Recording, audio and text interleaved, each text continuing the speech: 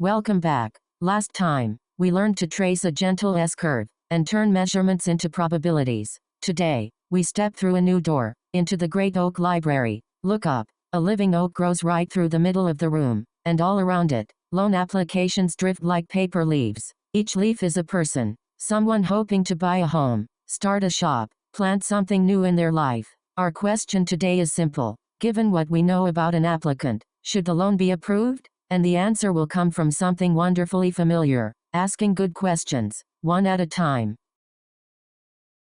Watch the librarian for a moment. She doesn't use a complicated formula. She asks questions. Has this person repaid loans before? Is their income steady? Is the amount reasonable? Each answer sends the application one way or the other. And after a few questions, she arrives at a decision she can explain to anyone. That is a decision tree. Nothing more mysterious than that. The trunk asks the first question. Each branch asks a smaller one. And every path ends at a leaf holding an answer. If this feels almost too simple, that's all right. The beauty is in which questions the tree chooses to ask. And that is what the computer learns. Let's read what's on the screen together, slowly. The first line tells us the whole secret. A decision tree is just a series of questions. That's it. Nothing more. Below that, you see the flow. Question 1 leads to question 2. Question 2 leads to question 3. And question 3 leads, at last, to an answer. Notice there are no formulas here, no equations,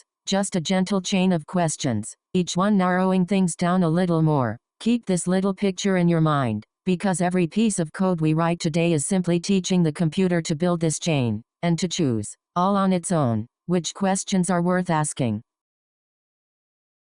Let's open the ledger together. Import Pandas as PD, our familiar friend. Then lift 600 applications off the shelf and into memory. Loaned it ahead, and the first 5 leaves step forward. Take a moment here. Each row is a person. Gender, married or not. Education. Income. The loan amount they're asking for. And at the very end, the column we care about most. Loan status. Y for approved. N for not approved. That's our target.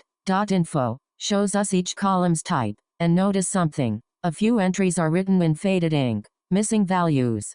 .describe gives us the shape of the numbers. Incomes, loan amounts, terms, all laid out like instruments on the table. Before the oak can learn from these leaves, we'll need to gently fill in what's missing. Let's walk through this code, line by line. First, import Pandas as PD. This brings in our data library, and gives it the short name PD. Next, PD reads the file loandata.csv, and stores all 600 applications in a variable called loandata. Then print loandata head. Head shows us just the first 5 rows. A gentle first look. Print loandata shape tells us the size. 600 rows. 12 columns. After that, loandata.info. Info lists every column, its data type, and quietly reveals where values are missing. And finally, loandata describe. Describe summarizes the numeric columns, means, minimums, maximums. 4 small commands, and the whole ledger is open before us. First, let's see exactly what's missing. ISNL.sum. 1 line, and every faded cell raises its hand. 13 loan amounts. 29 credit histories. A few genders and employment answers. We won't throw these applications away. Each one is still a person. Instead, we fill the gaps thoughtfully. For numbers, like loan amount, we use the median, the middle value. Here, that's 128. For categories, like gender or credit history, we use the mode, simply the most common answer. Watch the pen rewrite each faded cell, gently, one at a time. And now, ISNL.sum. Again, all zeros. The ledger is whole. Take a breath, and let's read this code slowly. First, loandata.isnl.sum. This counts the missing values in every column. 13 in loan amount, 29 in credit history, 18 in self-employed, 8 in gender. Next, we fill the numbers. The loan amount column gets fillna with the median of loan amount, which is 128. The same gentle treatment for loan amount term, filled with its own median. Then, the categories. A small for loop walks through gender, married, dependents, self-employed, and credit history. And for each column, fillna writes in the mode, the most common answer. Finally, ISNL.sum checks everything at once, and the answer is 0. Not a single gap remains. Here Here's a quiet truth about machine learning. Models don't read words. They read numbers. So we visit the stamp desk. PD takes every word column, education, property area, marital status, and presses it into simple ones and zeros. Graduate becomes a 1 in its own little column. Urban a 1 in another. Everything else, a soft 0. And the target, loan status. Y becomes 1. N becomes 0. Nothing about the people has changed. We've only translated their stories into a language the O can read. Let's follow this code, one line at a time. First, loan data.drop removes the loan ID column, with axis equals 1. An ID number teaches the model nothing. Next, the target, loan status uses map, so every Y becomes a 1, and every N becomes a 0. Then the heart of this scene, PD.getDummies. We hand it loan data, and list the word columns, gender, married, dependents, education, self-employed, and property area. Drop first equals true quietly removes one duplicate column from each group, keeping things tidy. Finally, print loan data.shake shows 600 rows and 15 columns now, and columns.tallest lets us read every new column name, all words, gently turned into numbers. 2 small rituals before learning begins. First, we separate the features from the target. X holds everything we're allowed to ask about, Y holds the answer we're trying to predict. Then, the garden gate train test split. 480 applications stay with the oak to learn from. 120 pass through the gate, face down, unseen. Later, they'll return to test whether the tree truly learned or merely memorized. Random stat equals 42, just a bookmark. So the split falls the same way every time we run this. Let's read these lines together. First, from sklern.model selection, we import train test split. Then we build X and Y. X is loan data.drop loan status. Axis equals 1. Every column except the answer. And Y is simply the loan status column. Just the answer itself. Now the gentle split. Train test split takes X and Y, with test size equals 0.2, meaning 20% is set aside, and random stat equals 42, our bookmark. So the split is the same every time. 4 variables come back: strain, test, itrain, and itest. The prints confirm it. Strain holds 480 rows and 14 features. Test holds 120. Learning data on one side, a fair test on the other. Now, the heart of this episode. Let's watch the tree grow. Slowly, question by question. The oak begins as a single trunk, holding all 480 training applications, approved and rejected, all mixed together. The tree tries every possible question, and picks the one that separates approvals from rejections best. Its choice? Credit history. Watch the leaves sort themselves. 160 drift left. The applications with poor or missing credit history. 320 drift right. The ones who have repaid loans before. But how does the tree know this was the best question? It measures something called Gini impurity. And I promise, it's gentler than it sounds. Come look at these 2 bowls of marbles. The first bowl holds 50 green and 50 terracotta, all mixed. Reach in blindfolded. You truly can't guess what you'll pull. That's a Gini of 0.5, as mixed as it gets. The second bowl, 90 green, only 10 terracotta. Reach and you'll almost surely pull green. Gini, 0.18, nearly pure. That's the whole idea. Gini simply asks, how mixed is this basket? And a good question is one that turns a mixed basket into 2 purer ones. See the tags on the oak. Before the split, the trunk's mix measured 0.43. After asking about credit history, the right branch settles at 0.23. Much purer. A good question. The tree keeps going. The right branch asks its own question. Is the applicant's income below 2,875? 96 leaves say yes. 224 say no. And the no side is purer still. 0.15. Branch by branch. Question by question. The mixtures grow purer. That is all a decision tree ever does. Now, let's follow one application all the way home. Here she is. Credit history. Good. Income. 5,400. Loan amount. 128. First question. Credit history? Good. She turns right. Income above 2,875? Yes. Right again. Loan amount under 168? Yes. Left this time. and she settles into a sunlit leaf where 58 of the 63 similar applications were approved. Approved. Take a moment here. Every prediction this tree will ever make is just a walk like that one, from the trunk to a leaf, a path you can follow with your finger. Let's trace what's on screen, from top to bottom. The root question reads credit history less than or equal to 0.5. All 480 applications begin here. If yes, 160 flow left, with a Gini of 0.44. If no, 320 flow right. Gini 0.23. Below that, the marble bowls, 50 green and 50 terracotta gives a Gini of 0.50, while 90 green and 10 terracotta gives 0.18. Much purer. Then the second question.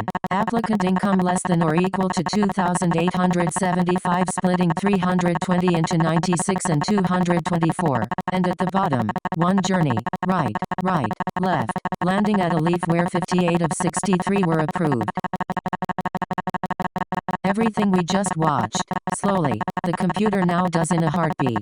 Decision tree classifier, with our familiar bookmark, randomstat equals 42, then 2 words model fit, and the oak grows, asking the best question at every fork, measuring Gini, splitting, and splitting again, until each leaf is nearly pure. Notice the numbers, though, depth 17, 94 leaves, that's a very elaborate tree.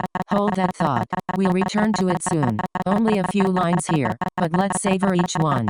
First, from sklearn.tree, we import decision tree classifier. Then we plant our tree model equals decision tree classifier, with randomstat equals 42, so the tree grows the same way every time. Next, the quiet miracle model.fit, given strain and itrain, the 480 training applications. In that one call, the tree tries questions, measures Gini, and splits, again and again, until its leaves are nearly pure. Then 2 prints. Model.getDepth returns 17 levels of questions, and model.getLevels returns 94 little endpoints.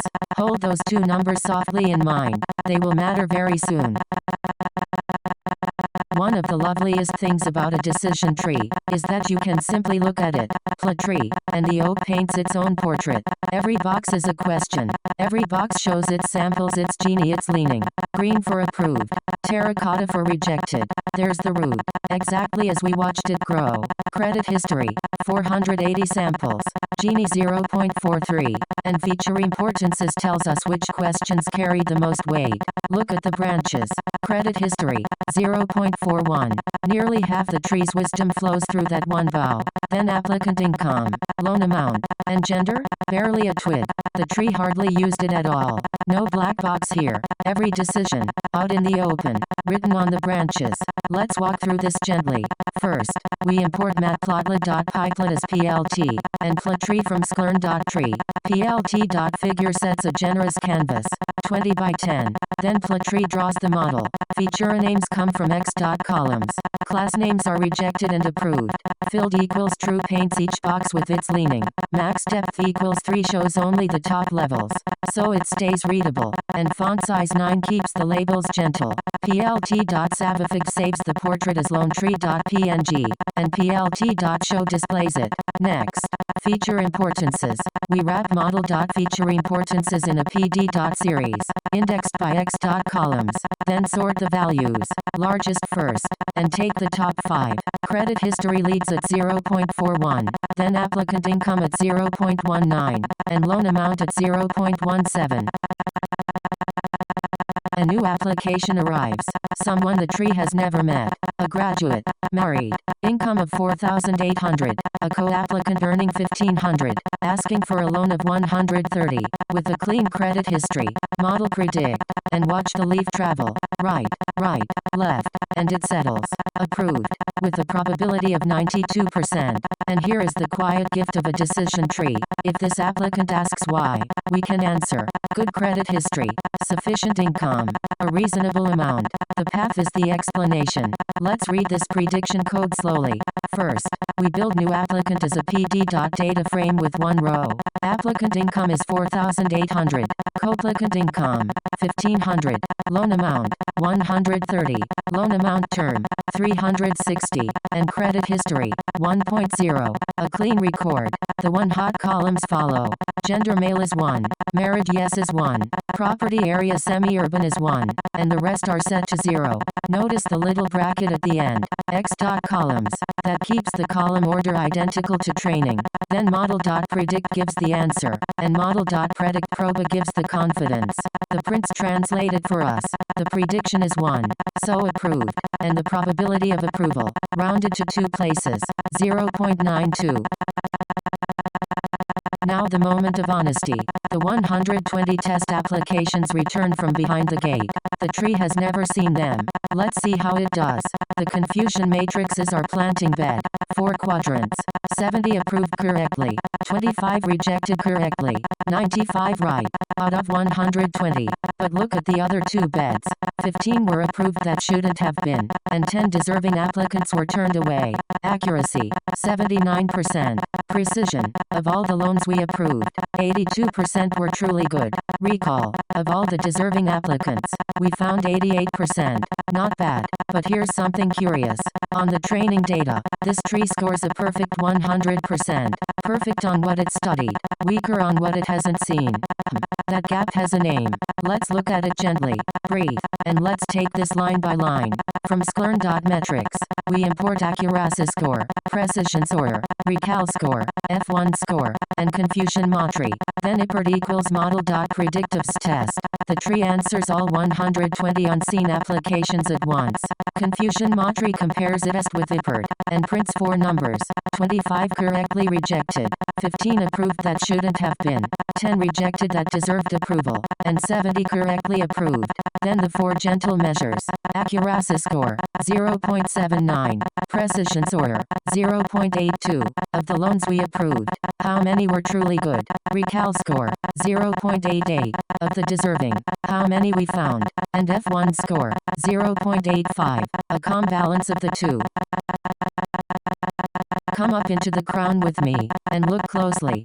Thousands of tiny twigs, each one grown to hold a single application. Samples equals 1.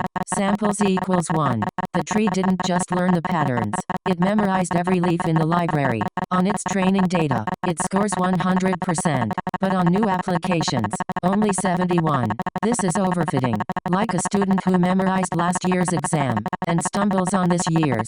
The remedy is gentle. We prune. Max depth equals 5. Only 5 levels of questions allowed. The shears drift through the canopy, and the tree lets go of its memorized twigs. Now look at the 2 signs. Before pruning, 100% on training, 71 on the test. After pruning, 84 on training, and 79 on the test. The training score went down, and the test score went up. Take a moment with that. A simpler tree remembers less, and understands more. 94 leaves, down to 21. Lighter, wiser, that is the tree we'll keep. Let's follow the pruning, step by step. First, 2 honest prints. Model.score on strain and itrain gives 1.00. Perfect memory.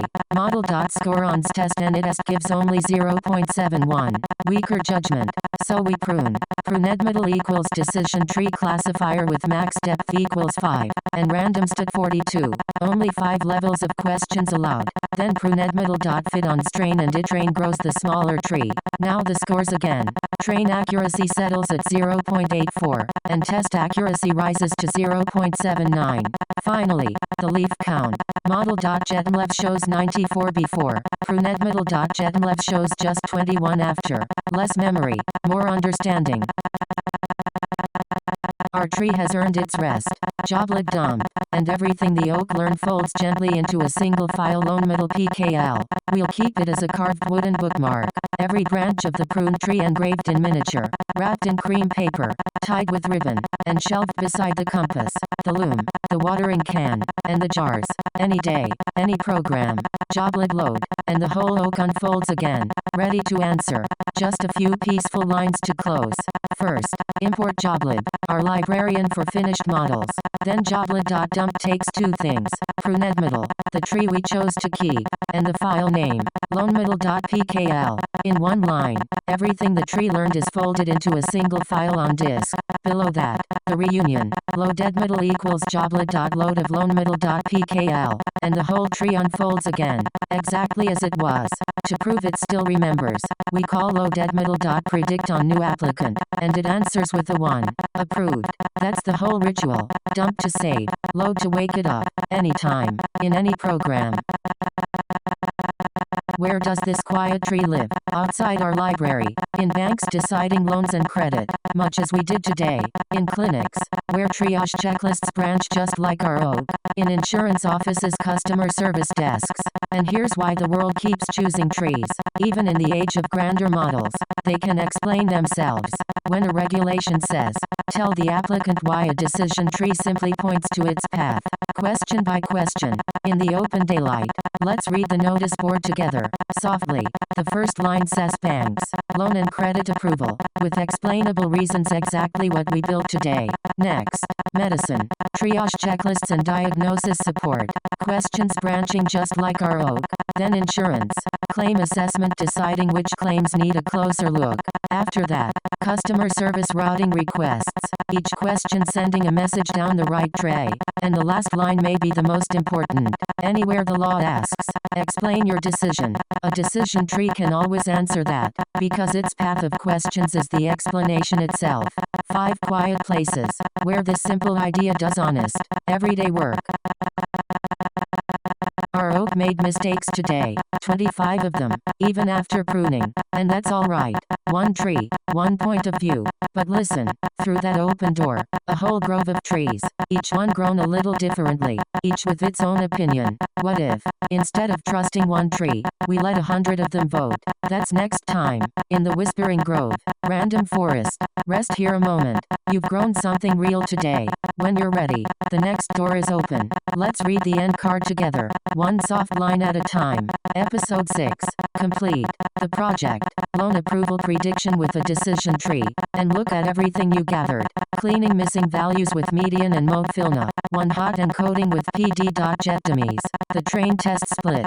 Decision tree classifier. And how trees choose their questions. Genie impurity. Our gentle question of how mixed the basket is. Plotry and feature importances. Then accuracy, precision, recall, F1, and the confusion matrix overfitting, and pruning with max depth.